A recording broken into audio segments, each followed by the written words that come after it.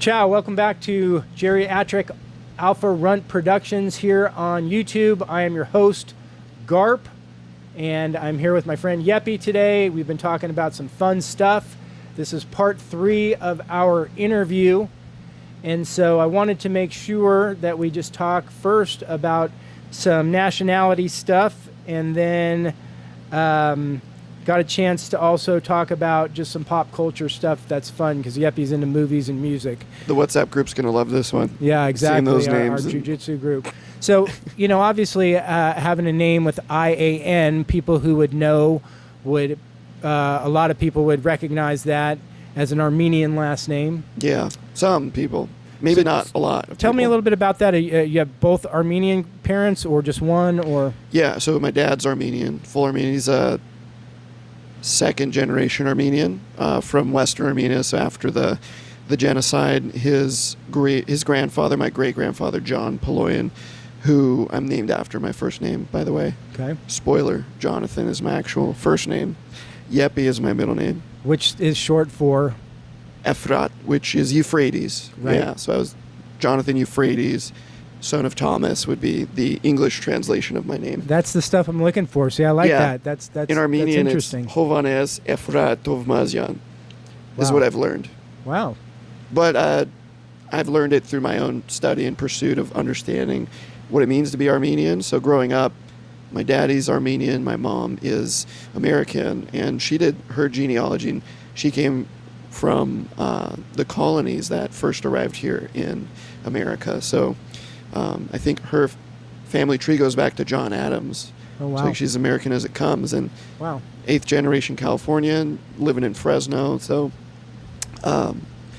growing up, I didn't really meet a lot of my Armenian family and experience the culture. Up until about age 21, I kind of started understanding what it meant to be Armenian.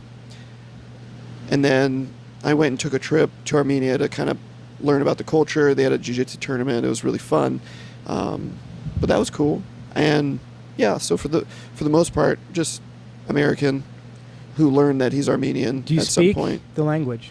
I can understand a little bit of Okay. phrases like greetings, asking for things. I spent 2 weeks there, and of course, when you assimilate to a culture and you live there every day, you can learn it easier. So Right. I could say Lav Shem Hosum is like I don't really speak well, but Interesting. When I've been to Italy, 4 or 5 times, I'm always able to get words and sentences based on my Spanish background because their Yeah. languages are slightly similar and they have some similar sounds to them, and that was always helpful. I am actually 100% Italian. My grandmother's, or my dad's side is from Calabria, which is at the tip of the boot, and my mother's side is from Sicily, which is the island. Huh.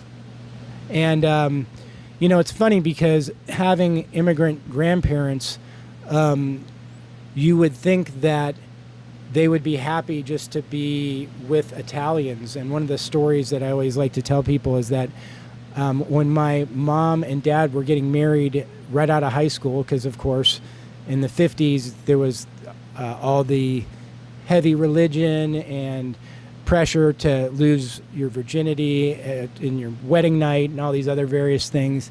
My parents they were high school sweethearts. They got married at like 18, and literally heard the story about how my mother's side, there was rumblings on my mother's side that they were upset that my mom was going to be marrying the low class Calabrese, which are the low class Italians. And here we are in America, and they're still have their bias and prejudices for the dialect of Italian, because these Italian people are so proud. When you go to Italy, no one's Italian. They're either Calabrese or they're Napoli or they are. It's like the Romeo Romeo and Sicilian, Juliet story. Yeah. So they're much more about their geographic region. They may have different words, different dialects. So, here I am having 100% nationality, which I appreciate, but obviously my wife is not Italian, so now my genealogy is split, and my son is half Italian.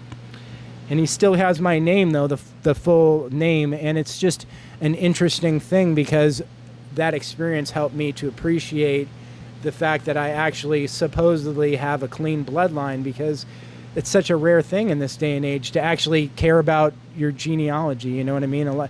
Some people don't even really care. They're American. They're not even like where their heritage from is not really of importance. So yeah, you know, when I hear stories about how my grandparents were faced with racism and prejudice, people don't want to hear it. They don't want to believe it because they think that's only for black and Hispanics. And, you know, like my grandparents racist places in the worked world. in factories. These are hardworking, like these were not mafioso people. People in my family, they were hardworking factory workers who worked 2 jobs to send their kids to school so they could have a better life. And honestly, in most cases, it was like that. They sent their kids to college and they had better lives than them. And there was an American dream. When these people got off a boat, they were waving the American flag. They weren't waving the Italian flag.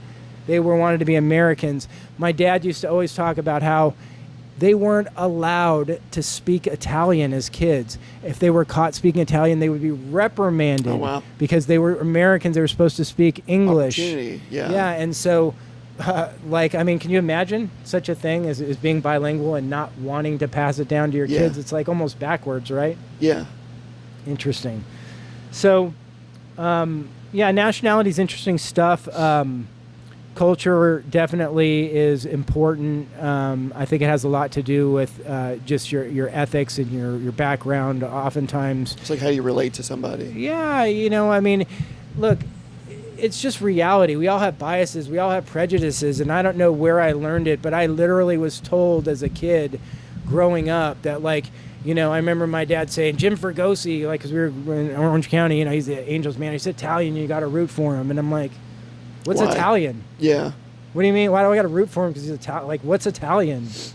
And it's like so funny because now I get it. Because if I run into somebody and they got an Italian last name, I feel kinship to them. Every time I see an Armenian, there's always like a...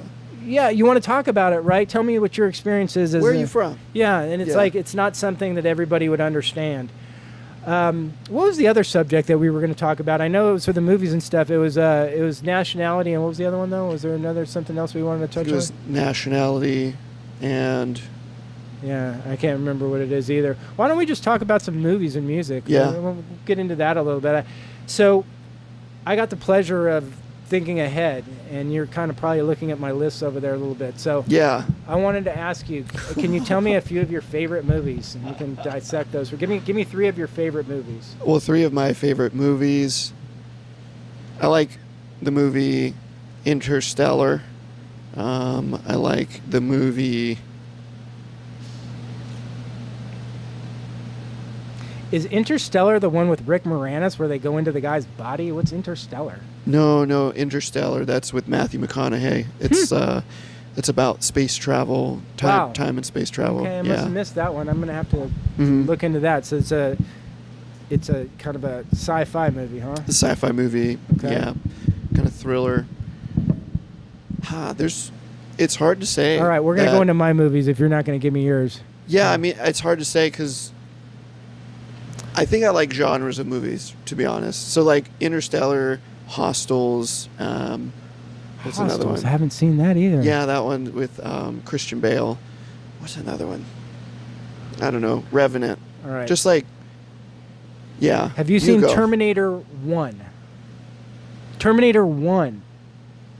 One of the best movies of all time. Stands the test of time. Special effects. Pretty sure I've seen incredible story. Terminator 1. No, you need to see No, I think that's Terminator the one with 1. Arnold Schwarzenegger. Terminator 2 was the liquid metal, right? Which was good, but it's Terminator 1.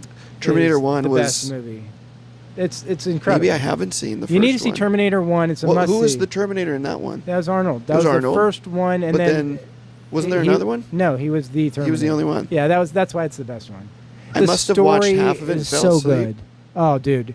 Okay, go with that. We're gonna go down this list and people are Okay. gonna laugh. This is gonna be great. Aliens. Did you ever see Aliens? Like the first one. The second Sigourney one, Weaver? technically. No, the first one was Alien in the 70s. The second one was Aliens in the mid 80s. Who was And that was the one with, oh God, the guy who just recently passed, Polak or man, I can't remember his name. So, Aliens was the sequel. where they went back and they had much better special effects. And it was that the one with Sigourney Weaver. That's the was one I remember. And Bill Pollock, or Bill, Yeah. whatever his name was. Mhm.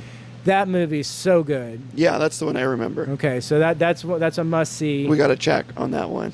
And then my favorite movie of all time, which is just sentimental to me, is Rocky III, and that's because it was the genesis of Hulk Hogan. First time I ever saw Hulk Hogan, and then the whole Mr. T thing was just 80s personified. I mean, like, that was before your time, but it's still just Americana. I remember watching right? it. Yeah, we would watch it. If you haven't seen Rocky III, no, I've seen Rocky. You 3. have seen it because Pity the Fool. Yeah, And that's I mean, when Apollo Creed. Sometimes it's like because there's 5 of them and worked stuff. together, You know, maybe you didn't right? see 4 and 5. I bet, Yeah. right? I've seen 4. 5 was with 4 wasn't bad. 4 was with Dolph Lundgren, the Russian. Still not 5 bad. was with Bobby. 5 started getting something. silly. What was the name of that guy? That was It's Billy like a Gunn, white or dude. Billy Gunn. Tommy Gunn. Tommy Gunn. Yeah, that And one was. 6 was Mason Dixon. That one was a modern, like recently, Yeah, right? and then 7 was with was Creed. It was Yeah, actually the first Creed. I think that's what I 6 say. I was- mean, like, yeah. and you know, Rocky 1 was actually the best movie of the year. It actually won a That's the one he runs up Academy the Award. stairs, right? Yeah, And I he's mean. in- But in the now snow you're doing all talking the like things. cinematography from the old days and all that. So, but I mean, you know, like Rocky 3 was really that 80s personified for me. So you got to see that movie. Star Wars is going to be on there. Love Star Wars. We got our Scarface. Have you seen Scarface? I haven't seen Scarface. Oh, brother, you got to. But see I know Scarface. about it. I just Yeah, you haven't gotta watched see it. Yeah. You know, Scarface is so gnarly, and it's like one of those movies where they do the drugs like for real and stuff, where it's like They did drugs and then filmed the movie. Oh yeah, well he's got this one scene where he crashes out at the end where he's got a big pile of cocaine and Was that like sticks his whole actual face. cocaine when he did that? Or what? I doubt it was real, Yeah, but like it's probably in the not movie real. though, it's a big pile of cocaine. He sticks his head in it, and he goes out there with the gun. That's what he's saying. Hello Goes to my little crazy. friend. Yeah, and it's just Yeah. like, you know, Iconic. I'm scared to say this on podcasts because people think like me, the polo collar guy, but in my youth and stuff, it's like that's like crazy stuff because it's shown to you. Like it's not a fantasy. It's like you're seeing it, and it's like that's very why movies like suggestive. that. Well, yeah, and it's really one of those things where if you've ever had the unfortunate pleasure of being up all night and wanting to jump off the side of a building after an all-nighter, that really like kind of rings true to you, where you're like, oh wow, I could see how that could happen to someone with an overabundance of drugs, without getting into a drug conversation. But I mean, like, one of the crazy times where I remember seeing that Charlie Sheen interview where he's talking about Tiger's Blood and he was all wasted and he was sweating and he was doing the interview and he's all aggressive, and I was thinking, man, that's hell on earth. That poor guy can't be controlled. He can't be told. Most of us hit the bottom when there's no more money. You know what I mean? Like, money becomes oftentimes the force that says, well, I can't continue on this path. If you've got money to allow you to continue to make these decisions, it's like, God, how do you reel it in? So Some of those movies that from that time were really like enlightening to some lifestyles or the perspectives of people, right? the reality of death, and like, you know, And like selling cocaine as a drug lord. and how he started at nothing and he rose to this In position America, of right? affluence. Yeah. Yeah, like living the American dream off. crazy. You know, and the weirdest part about like talking in terms of this is why I love conversations like this with good people, is that, you know, I can relate to that whole drug thing, because unfortunately it had happened to me, of like buying a little Coke and then deciding, well, if I buy more Coke, then I can sell a little to my friends and then not have to pay for my own. And then if I get like the big boy box, then I can actually make money off it too.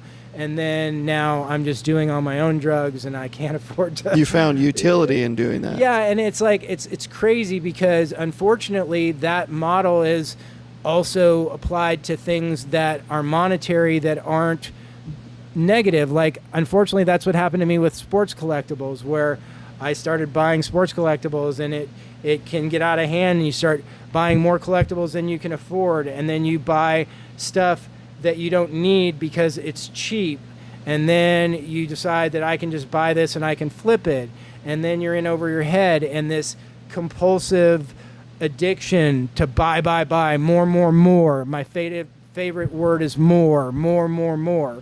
And A lot it of can inventory. snowball. Not a lot of throughput on. Yeah, it can snowball like something innocent like collecting baseball cards can turn into an addiction and a negative that can make you broke. And it's like not something that you would understand unless you're that guy who gets addicted. Because personally, I can get addicted to almost anything. I mean, I can get addicted to anything I do more than twice that I like, and that's like people in my program are gonna like laugh because they hear that kind of stuff, but it's really true. I can be addicted to my family. I can be addicted to sports collectibles. I can get addicted to work. I can get addicted to jiu-jitsu. I can get addicted to anything I enjoy doing. So the idea of moderating, it's like it's a wonderful idea, but the reality is that you're never going to get good at something moderately. You're never going to get successful at something moderately. You're never going to lose your ass at something moderately either. So, you know, trying to find that happy medium is an interesting place to be. I don't know how we just got off on a tangent from going from Rocky 3. I just went into That's because we hit Scarface. Oh, okay, good. I'm like, how did I get Face down on the table Whoa. of Coke. Oh, this is not for kids, this episode. Or All we'll right, just cut off the segment. Say, okay, after this last segment. Well, how about the last few that are on there? Because we got to talk about the scary movies from the 80s. The Exorcist, Poltergeist, and The even first- Close Encounters of the yes. Third Kind. You saw Exorcist. I've seen Exorcist. Ugh. Heard of Poltergeist, never watched it. Close Encounters with it. Yeah. Poltergeist is a movie about ghosts. And If anyone from our WhatsApp group is watching, they're probably all laughing because I don't know these movies very well. I snuck into the movie and saw Poltergeist. I literally went peer pressure with my sisters and their friends I've snuck from into one movie movies, theater yeah. into a different movie theater to see Poltergeist. You try to see how many movies you can watch. And brother, I spent the next like 4 or 5 years sleeping on the floor of my sister's room because I was so terrified of shoot. that. And still to this day, I think that's the healthy fear. That movie Poltergeist. Wow. Yeah. Whoa.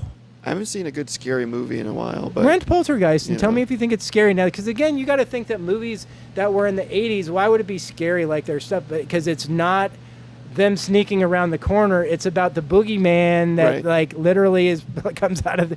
I mean, it's the idea that it's yeah, like it's nuts, dude. It's, could happen. Poltergeist is a scary Yeah. movie. And then the one that also scared the shit out of me that started all my interest in the UFOs was Close Encounters of the Third Kind. You ever see that? That's a great movie. heard of it. It's a really good never movie. watched Close it. Encounters of the Third Kind. Yeah.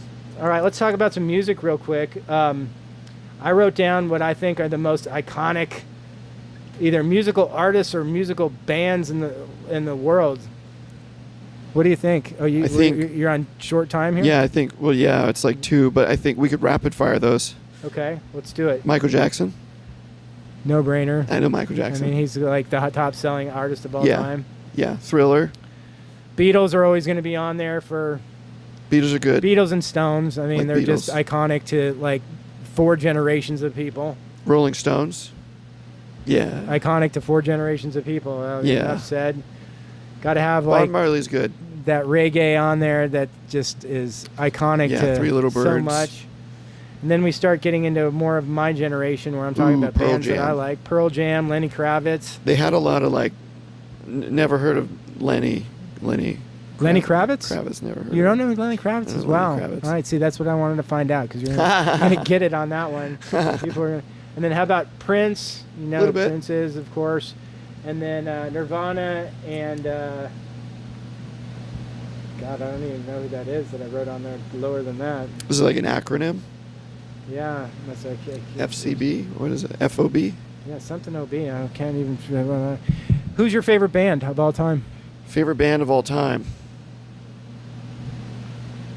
That's always a hard one too. I like a lot of music. He loves to play Creedence Clearwater Revival. Yeah, I start the noon class mostly with Creedence. Yeah. Yeah. Well, I get down with anything, you know. John Denver. I like John Denver. I like orchestra music. I like classical guitar music. I like Johnny Cash. So you're not going to tell us that you're in a heavy metal like phase or anything like I that? actually didn't start listening to heavy metal until last year. I used to always avoid it, and then I started listening to Metallica to start, and then you get into like Black Sabbath, and then you start going down the rabbit hole there. Right, good stuff. Well, Yeppie, I appreciate you coming in today. Thank you for taking the time and meeting with us. I'm going to enjoy putting this up, and we'll see what happens with our viewership. I think we should get some good views here today. We talked about some fun stuff. Very good. All right. Thanks again. All right, bye-bye.